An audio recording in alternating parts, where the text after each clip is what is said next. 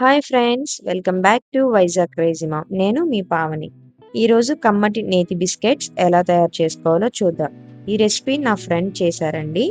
So నేను మీకు తయారీ విధానం అది చెప్తాను, తప్పకుండా మీరు ట్రై చేయండి.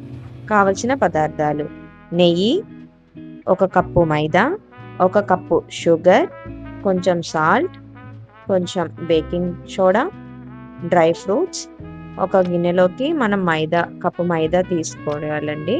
తర్వాత కప్పు పంచదారని పౌడర్ చేసి తీసుకోవాలి. తప్పకుండా ఒకసారి ట్రై చేయండి మీరు కూడా. ఇప్పుడు కొంచెం సాల్ట్ వేసి మనం బాగా మిక్స్ చేసుకోవాలండి.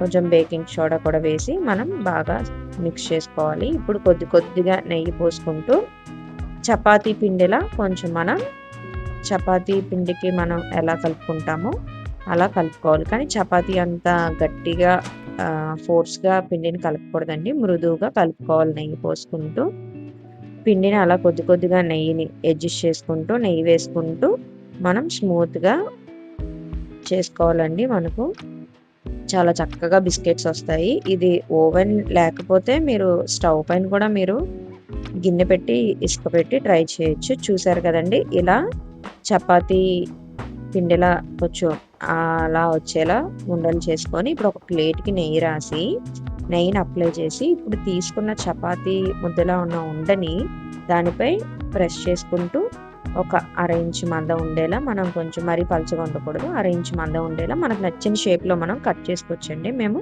ఒక గ్లాస్ సహాయంతో హాఫ్ మూన్ షేప్లో కట్ చేసామండి.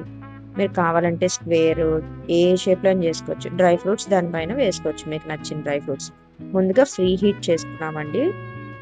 150 డిగ్రీస్ దగ్గర మనం ఒక 15 మినిట్స్ ఫ్రీ హీట్ చేసుకున్న ఓవెన్ని ఇప్పుడు మనం ఇలా తయారు చేసిన బిస్కెట్స్ని పెట్టామండి.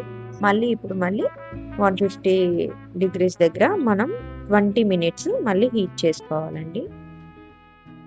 చాలా చక్కగా ఉబ్బుతాయండి బిస్కెట్స్. చూడండి ఎంత బాగా ఉబ్బాయో. సేమ్ మీరు స్టవ్ పై చేసుకున్నా కూడా ఇలానే ఉంటుందండి. రుచిలో, టేస్ట్లో ఎటువంటి తేడా ఏముండదు. స్టవ్ పైన కూడా మనం ఒక మందంగా ఉన్న గిన్నెని పెట్టుకొని ఇసుక పోసుకొని దానిపై మనం ఎలా తయారు చేసిన సేమ్ ఇలా ప్లేట్తో పెట్టుకుంటే మనకు ఒక హాఫ్ అన్ అవర్లో కూడా అయిపోతాయి బిస్కెట్స్. సేమ్ టేస్టే వస్తాయండి. ఓవెనే ఉండాలని ఏం లేదు. చూడండి, లైట్గా బ్రౌన్ కలర్ వచ్చింది. ఈ టైంలో మనం ఓవెన్లోంచి బయటికి జాగ్రత్తగా తీసుకోవాలండి. ప్లేట్ కాలుతుంది, జాగ్రత్తగా తీసుకోవాలి. తీసుకున్న వెంటనే మనం కదిపేయకూడదండి. ఒక 1 మినిట్ పక్క నుంచి తర్వాత ఒక నైఫ్ సహాయంతో జస్ట్ మనం బిస్కెట్ని నైఫ్తో ఎలా అంటే జరుగుతాయండి. ఆ టైంలో మనం తీసి వేరే ప్లేట్లో సర్వ్ చేసుకోవచ్చు. పిల్లలకి చాలా చాలా బాగా నచ్చుతాయండి. తప్పకుండా మీరు కూడా ట్రై చేయండి. చాలా చాలా బాగుంటుంది. ఇవి మైదాతో కాదు, గోధుమ పిండితో కూడా చేసుకోవచ్చు. చూడండి ఎంత మృదువుగా, ఎంత సాఫ్ట్గా ఉన్నాయో. నేను టేస్ట్ చేశానండి, చాలా చాలా బాగుంది. నా ఫ్రెండ్ ఇంత మంచి రెసిపీ నాకు చెప్పినందుకు థ్యాంక్ యూ.